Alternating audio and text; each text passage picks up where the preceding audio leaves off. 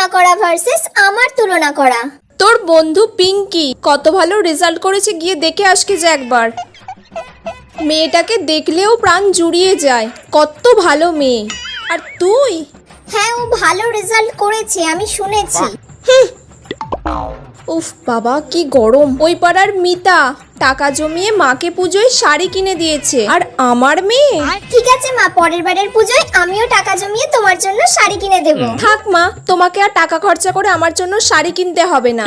দূর বাবা। মা, আমি আর মালতী কাকিমার মেয়ে তো এবারে খুব ভালো রেজাল্ট করেছি। আমিও ক্লাসের টপার হয়েছি আর ও ক্লাসের টপার হয়েছে, তাহলে ওর মা ওকে একটা ফোন গিফট করেছে, তুমিও আমাকে একটা ফোন গিফট করো। সব সময় এর তার মায়ের সঙ্গে নিজের মায়ের তুলনা করবি না, সব সময় জানবি নিজের মাই সব থেকে সেরা হয়। নিজে যখন অন্যের মেয়ের সঙ্গে নিজের মেয়ের তুলনা করো তখন খুব ভালো লাগে, আর আমি তুলনা করলেই যত দোষ হয়ে গেল।